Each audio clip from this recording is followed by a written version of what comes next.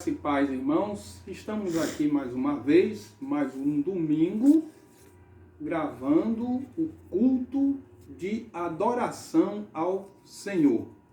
Vamos começar este culto de adoração com uma oração através da nossa irmã Jaciara e que este culto possa abençoar a todos nós. Amém? Vamos orar. Senhor nosso Deus e Pai, nós te louvamos, Senhor, pelo teu grandioso amor, Senhor, pela libertação que tu nos dá através do teu sacrifício na cruz. Amém. Ó Pai Santo, ó Pai bendito, obrigada, Senhor, porque apesar de estarmos numa situação difícil, tu tens protegido os teus filhos. Em nome Tu de tens Jesus. suprido todas as nossas necessidades. Sim. Fica com toda a tua igreja, fica com a liderança desse país, os nossos governantes, que eles possam tomar decisões com sensatez e sabedoria, vinda de ti. Perdoa, Senhor, os nossos pecados. Em nome de Jesus, amém. Amém. Após a oração inicial, nós vamos tirar um louvor para a honra e glória do seu nome. Irmã Jaciara, qual é o hino? 135, louvor. 135.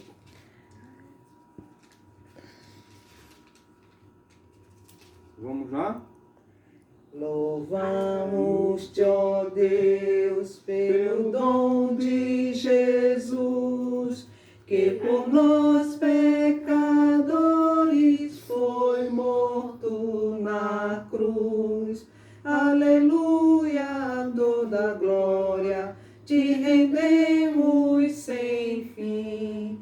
Aleluia, tua graça, imploramos, amém.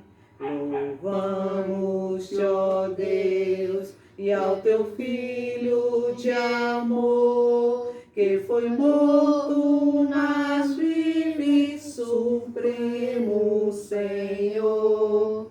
Aleluia, toda glória, te rendemos sem fim.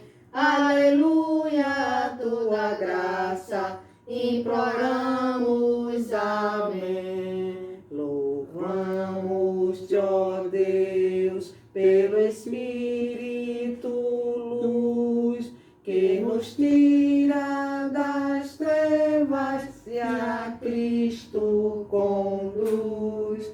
Aleluia, toda glória, te rendemos sem fim.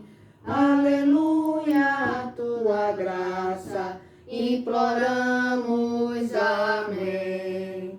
Ó, vem nos encher de celeste fervor e fazer-nos fruir teu afável amor. Aleluia, toda glória, te rendemos sem fim. Aleluia, tua graça, imploramos, amém. Vamos abrir nossas Bíblias para a leitura bíblica em Isaías 59. Os homens vão ler os ímpar e as mulheres os pares. Isaías 59, do 1º ao 8º. Os homens os ímpares e as mulheres os pares. Todos encontraram? Não. Temos assim escrito na palavra do Senhor: E eis que a mão do Senhor não está encolhida, para que não possa salvar, nem surdo o seu ouvido, para não poder ouvir. As mulheres? Mas as nossas iniquidades fazem separação entre vós e o vosso Deus, e os vossos pecados encobrem o seu rosto de vós, para que vos não ouça. Porque as vossas mãos estão contaminadas de sangue, e os vossos dedos de iniquidade, e os vossos lábios falam mentiras, e a vossa língua proferem maldade. Ninguém há que clame pela justiça, ninguém que compareça em juízo pela verdade. Confiam que é nulo e andam falando mentiras. Concebem o mal e dão à luz a iniquidade. Chocam ovos de asno e tecem teias de aranha. O que comer os ovos dela morrerá. Se um dos ovos é pisado, sai-lhe uma víbora. As suas teias não se prestam para as vestes. Os homens não poderão cobrir-se com o que eles fazem. As obras deles são obras de iniquidade. Obra de violência há nas suas mãos. Os pés dele correm para o mal. São velozes para derramar o sangue inocente. Os seus pensamentos são pensamentos de iniquidade. Nos seus caminhos há dissolação e abatimento. Desconhecem o caminho da paz, nem há justiça nos seus passos. Fizeram para si veredas tortuosas. Quem anda por elas não conhecem a paz. Amém. Queridos, nós sabemos que isso foi escrito pelo profeta Isaías antes de Cristo. Mas há alguma diferença para os dias de hoje? Da situação aqui na Terra? Não. Mas há uma diferença para os dias de hoje na situação espiritual. Porque Deus mandou esse aviso através do profeta Isaías para antes de Cristo. Depois de Cristo, o que Deus tem mandado é esperança de paz, é esperança de amor, é esperança de vida eterna. Então, isto foi escrito depois de Cristo. Antes de Cristo. Depois, nós só temos o quê? Esperança. Por isso, nós vamos agora abrir as nossas Bíblias no livro de Jonas, capítulo 4. E vamos trazer a mensagem do Senhor. Logo após a mensagem, nós vamos ter um outro louvor.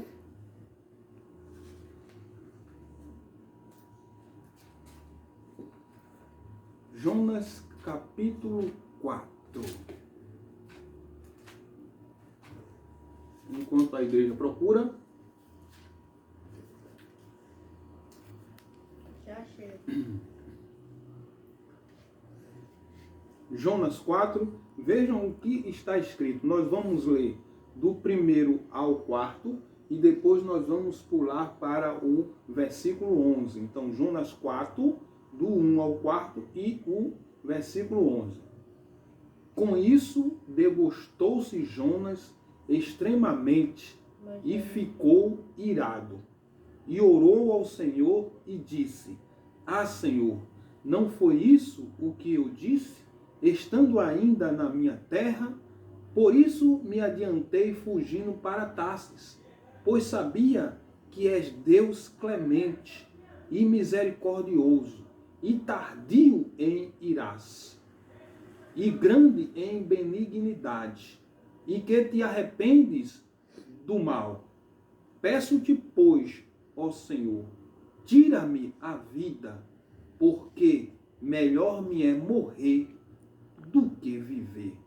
E disse o Senhor: é razoável essa tua ira? Vamos agora para o versículo 11. E não hei de eu ter compaixão da grande cidade de Nínive, em que há mais de 120.000 pessoas que não sabem discernir entre a mão direita e a mão esquerda, e também muitos animais? Amados, o livro de Jonas, ele termina com esse 4º capítulo. E o que nós lemos agora há pouco é um diálogo entre Deus e Jonas. o profeta está indagando a Deus os motivos dele ter fugido e de não ter atendido a sua solicitação para levar o seu recado àquela cidade de Nínive. Nínive era uma cidade que ficava ao norte das terras que Deus havia separado para dar ao povo judeu. E aí a gente vê que Jonas tem uma grande justificativa, além do medo que ele teve de ir ao encontro do povo de Nínive, porque ele sabia o que ele precisava falar. E aí ele se sai dizendo, olha, Senhor, eu não atendi de imediato a tua solicitação, inclusive eu estou até aqui porque tu me trouxeste, vamos dizer, a ferro e a fogo, porque eu sabia, eu te conheço, eu sabia que ao dar o teu recado, um recado semelhante que tu mandaste a Sodoma e Gomorra, mas diferente, eu te conheço tão bem, porque a tua misericórdia dura para sempre.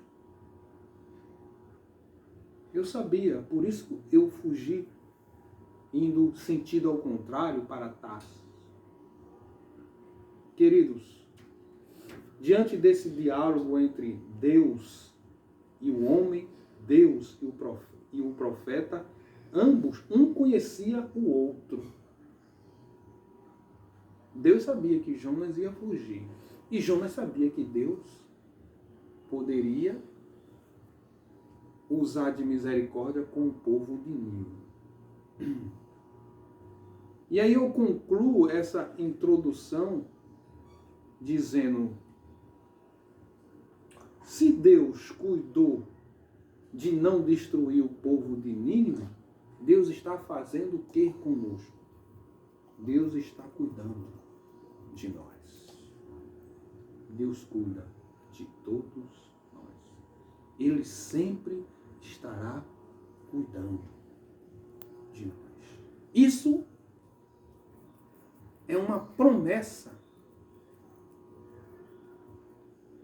do seu cuidado para com a gente. Vocês sabem por quê?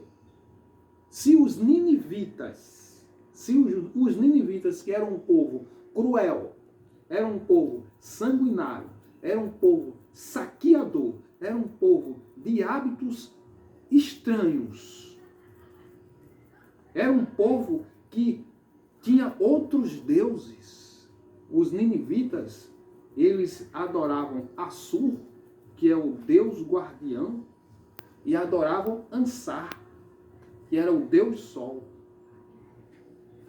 Na época em que Jonas manda este recado, quem era o rei na cidade de Nínive era Assur-dan III. Isso por volta de 720 antes de Cristo. 720, 722, por ali. E veja que Deus manda um recado duro, mas mesmo assim, por trás desse recado duro, a gente sabe do histórico de Jonas que houve as misericórdias de Deus.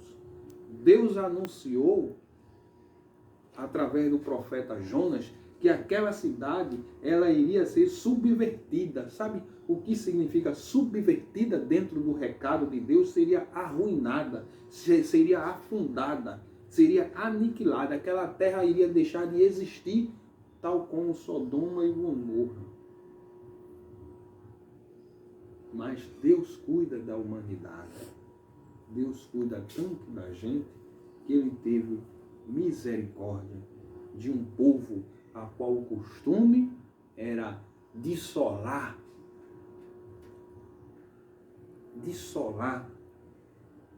as cidades que eles conquistavam. Eram guardar, fazer monturos de crânio. Nós temos visto que Deus foi misericordioso de Nínive através das Escrituras. E temos visto também que Deus é misericordioso com a gente, Deus cuida da gente, através do que estamos escrito lá no livro de 2 Crônicas 7. Esse recado, apesar de ter sido feito lá no Antigo Testamento, mas é também um recado que cabe a nós. 7,14 é uma prova de que Deus continua cuidando da gente. Sabe por quê? Porque nós temos cravado esse aprendizado em nossas vidas. 2 Crônicas 7,14. Se o meu povo, que se chama pelo meu nome, se humilhar e orar e me buscar e se converter dos seus maus caminhos, então eu ouvirei dos céus e perdoarei os seus pecados e sararei a sua terra. Hoje nós somos o povo de Deus. Hoje nós somos uma nação de evangélicos, filhos de Deus. Irmão, vocês imaginam que nós estamos nos humilhando, buscando ao Senhor, clamando? Vamos imaginar só quantos evangélicos tem hoje no Brasil. Nós somos uma população estimada em quase 210 milhões. Eu quero dizer evangélicos, viu? Não é cristãos. É evangélico, porque cristãos, se a gente for intitular cristãos, aí entra também os católicos e outras igrejas. Evangélicos, os protestantes. Nós temos uma população de 210 milhões de brasileiros. 1/4 dessa população, 1/4. É reconhecida pelo IBGE, Instituto Brasileiro de Geografia e Estatística. Quem faz esses levantamentos no Brasil, 1/4 dessa população é evangélica. Em torno de 52 milhões. Agora você imagina se apenas hoje, no dia de hoje, que é um dia de culto de oração, de adoração ao Senhor, 1% está fazendo o que nós estamos fazendo hoje. Adorando ao Senhor. Só 1% desses 52 milhões. Sabe quantas pessoas vai dar mais ou menos? 5.000 pessoas. Clamando, buscando, convertido, se humilhando e orando. Eis o motivo porque as misericórdias de Deus duram para sempre. Nós somos, amados, o 4º país do mundo onde existe mais evangélicos. E se tivermos 1% clamando, Deus vai considerar. Sabe por quê? Porque lá em Nínive só foi o rei. Quando Jonas anunciou, o rei se converteu, rasgou as suas vestes, sentou num monturo de cinza e pediu para que todo o reinado seguisse ele. Imagine 5.000 pessoas aqui no Brasil hoje pedindo ao Senhor. Isso prova que Deus tem cuidado da gente. Porque assim como Ele teve misericórdia lá de Nínive, Ele também tem misericórdia de nós. Porque nós já somos convertidos, porque nós já fomos lavados e remidos no sangue de Jesus. Ele mandou Jesus para criar uma aliança. E porque nós seguimos os 2 grandes ensinamentos, amados. E esses ensinamentos que nós seguimos, nós vamos ver lá no livro de João. João 10:10. Veja que ensinamento bonito nós seguimos. João 10:10. Só a parte B. Jesus, a qual nós somos cristãos, evangélicos, nós seguimos, nos deixou esse seguinte ensinamento cravado em nossas vidas, em nossos espíritos. Eu vim para que tenham vida, e tenham vida em abundância. Se a gente for juntar o que tem lá em Crônicas e o que Jesus nos ensina, resulta que Deus tem cuidado da gente. E aí ele ratifica isso muito bem lá em 16:33. Uma coisa que muitos têm ficado assoberbados é que não compreende, não consegue transferir, juntar as coisas de Jesus com os ensinamentos de Deus. Olha o que é que ele nos diz. Ele primeiro diz lá em Crônica que a gente, se o meu povo se humilhar, me buscar e orar, eu vou fazer acontecer, eu vou sarar essa terra. Aí depois Jesus vem dizendo que veio para nos dar vida e vida em abundância. Aí Jesus nos dá um outro alerta. Estas coisas vos tenho dito para que tenhas paz em mim. No mundo passais por aflições, mas tende bom ânimo, eu venci o mundo. Estamos atravessando uma situação difícil no Brasil, mas Jesus mesmo assim diz, olha, eu que sou filho de Deus, eu que sou o pacto da nova aliança com vocês, eu estou dizendo, vocês vão ter aflições, mas vocês precisam ter bom ânimo, porque assim como eu venci, vocês vão vencer. Aí eu quero chamar a atenção dos irmãos do seguinte, muitos acreditam, e a gente tem visto aí nas redes sociais, na mídia, muitos acreditam, muitos acham que ser evangélico é viver sem dor, sem perda, sem lágrima. Muitos defendem que ser evangélico é viver no país de Alice, é estar com Alice no país das maravilhas, onde nada de mal vai acontecer, nada de errado vai acontecer. Mas eu quero dizer aos amados, queridos, Deus cuida da gente, por isso nós não estamos à deriva, nós não estamos largados à nossa própria sorte. As promessas de Deus estão fazendo vingar cada dia em nossas vidas. É certo e é fato que nós vamos chorar. Nós vamos ter luto. Nós vamos ter perdas. Mas vejam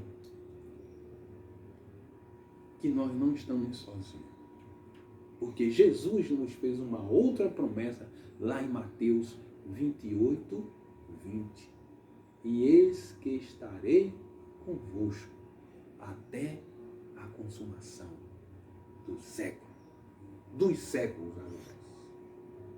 Então nós não estamos sozinhos, Deus não nos abandonou. Se a gente cumprir esses textos que fomos lendo desde lá de Crônicas, nós vamos ter a certeza que Deus continua cuidando da gente. Porque as suas misericórdias não têm fim. As suas misericórdias duram para sempre. E Ele tem revelado isso desde o princípio. Desde o princípio. No início, lá na introdução, eu citei quem era o povo de Nínive. Deus sabia que aquele povo não prestava, mas quando o povo se converteu,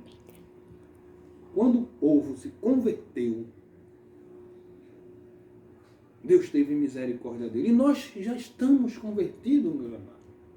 Pesquisem lá em Gênesis 10 e vejam a origem daquele povo. Vão lá em Gênesis 10 que vocês vão ver que desde ali, desde a descendência daquele povo, a gente sabia Deus sabia, a gente não, Deus sabia em que ia dar os assírios. Deus sabia o que é que eles faziam, porque Deus conhece o ontem, o hoje e o amanhã. Mas bastou o rei se conscientizar após ouvir o recado diferente da população de Sodoma e Gomorra. Bastou o rei se conscientizar que as coisas naquele império foram mudadas. Se Deus teve misericórdia deles, compaixão deles, o que é que vocês acham? Se Deus não está tendo da gente. Claro que está tendo da gente. Deus não quer ver a sua criação sofrendo, não foi para isso que Deus criou toda essa beleza que existe no universo. Deus não quer nos ver para baixo, Deus não quer ver a gente chorando, enlutado. Ele nos criou para a vida. Tanto que quando o homem, através de Adão, negligenciou essa primeira vida, ele já preparou a segunda vida, que é a vida eterna para nós. E aí quando Jonas pede para morrer, ao ver que Deus não ia subjugar, Deus não ia aniquilar aquele povo, aí Deus responde a ele, questiona ele, é razoável essa tua ira? E Jonas, no seu ímpeto humano, ainda diz para ele o seguinte, é sim, porque eu sei, eu te conheço, eu sei que tu tens um bom coração. Aí eu quero parafrasear o questionamento de Jonas com a nossa situação hoje. Imagine Deus respondendo para uma pessoa que, ao ver como o Brasil, o mundo está sendo assolado, coloca diante de Deus que prefere ver a morte do que ver o que é que está acontecendo. Jonas não queria ver o pessoal de Sodoma e Gomorra, de Nínive sendo salvo. E aí ele senta no sol quente e fica esperando o que é que ia acontecer com a cidade. E Deus vai lá, manda a planta, depois Deus vai, faz com que a planta morra. Agora imagine se um de nós cristãos, dentro desse universo de 1/4 de brasileiros, imagine se estivéssemos questionando Deus. Ah, Senhor, se é de ver como a população está sendo perdida, é razoável, eu prefiro morrer antes de que ver essa pandemia acabar com minha família. Aí Deus responderia para nós, e não hei de eu ter compaixão do Brasil e do mundo, em que há mais de 1 milhão de pessoas, aqui há 120 mil, que sabem discernir, que não sabem discernir entre a mão direita e a mão esquerda, e também muitos animais, no caso Deus dizendo, e não é eu de ter compaixão da terra, onde 1/3 da população do mundo, que é protestante, num universo de somos quase 8 bilhões de pessoas. Somos quase 8 bilhões de pessoas. E não serei eu misericordioso com esse povo, que não sabe discernir, aliás, que já sabe discernir entre a mão direita e a esquerda, e também muitos animais. Deus não deixou de cuidar da gente. Ele sempre continuará cuidando. E se você que através dos nossos irmãos que está assistindo este culto, esta mensagem, se você que ainda não é evangélico, lembre-se que Deus quer cuidar também de você. Porque Ele não desistiu de nenhum de nós. E olhe, Ele nos conhece em particular. Ele conhece o nosso DNA. Como tem registrado aqui na Bíblia, Ele sabe o nosso nascer e sabe também o nosso morrer. Não hei de eu ter compaixão dessa grande cidade, desse grande povo que está aí na terra me adorando. 1/3 no universo de 8 bilhões de pessoas, é muita gente que tem buscado a Deus. Por isso eu quero cantar um louvor para encerrar esta mensagem. Deus não desiste. Somos todos nós, teu povo, ó Deus. Viemos aqui para te adorar, te exaltar, louvar o teu nome. Aleluia.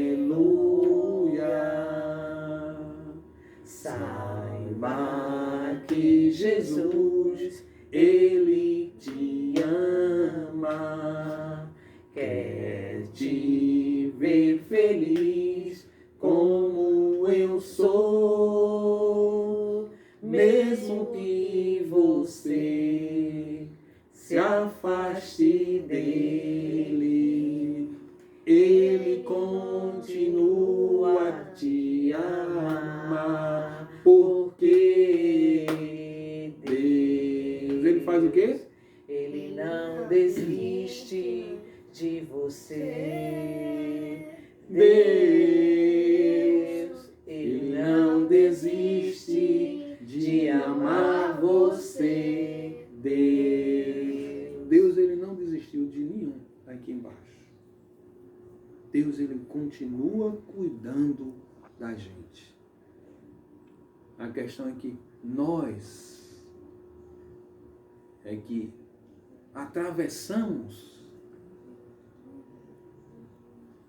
os projetos de Deus. Hoje eu estava assistindo o Globo Rural e isso ficou nítido quando nós é que atravessamos os projetos de Deus. Você sabe por quê esse vírus é chamado de novo coronavírus? O programa de hoje mostrava que os animais detêm esse corona, ou seja, a ciência já descobriu que os animais têm também esse vírus. O cavalo tem, a vaca tem, o morcego tem, o porco tem. Aí o cientista que vem estudando há muitos anos esse vírus, ele disse, sabe qual é? O morcego tem, ele disse, sabe qual é a diferença? Por que estão chamando de novo coronavírus? Porque não existe esse vírus para o humano. Deus foi tão misericordioso com a gente que os outros animais têm esse vírus, mas nós não temos. E ele diz o seguinte, que esse vírus ele não é transmitido de um animal para o ser humano, exceto um pouquíssimo percentual do morcego. Exceto isso. Então, aí ele explicou mesmo assim, esse vírus chega na porta do animal, abre e entra. Ele chega na porta do humano e ele não encontra. Ele não tem a chave para entrar na gente. Mas ele disse, isso não significa que foi o morcego o causador de ter espalhado esse vírus diante da raça humana. Então, se nós que temos anticorpos não estávamos preparados para esse novo coronavírus, Deus deu a capacidade humana para que a gente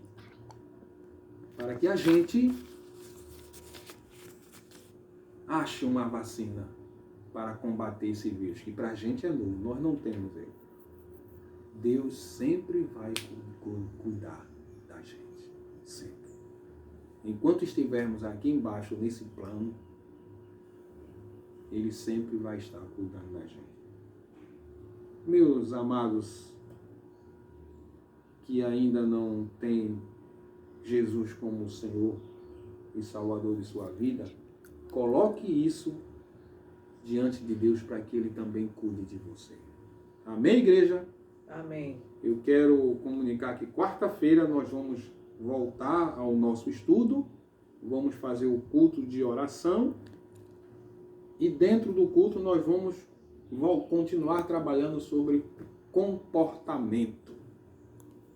Fiquem com Deus e vamos concluir dando a bênção pastoral para todos os irmãos de Angélica, já que estamos há mais de uma semana sem estar na presença do irmão. Sinto saudade do cafezinho da irmã Rosa, do 40 de Jaiane, sinto saudade. Mas vamos colocar diante de Deus.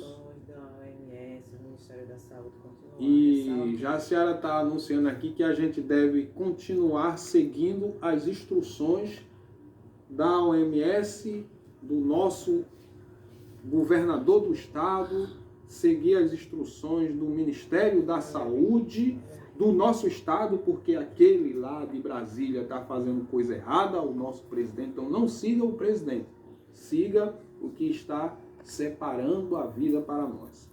Vamos dar a bênção pastoral e lembre-se, fui moço e agora estou ficando velho, mas nunca vi um justo necessitado, nem a sua descendência mendigar o pão. Ó Pai, nós te louvamos e te agradecemos por este culto, porque o teu povo tem buscado, Senhor, ouvir o culto mesmo à distância. E mais uma vez dizemos, a igreja somos nós.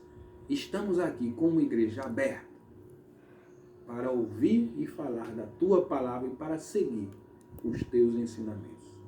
Por isso, perdoa os nossos pecados e nos dá a tua paz. Que o Senhor abençoe e te guarde.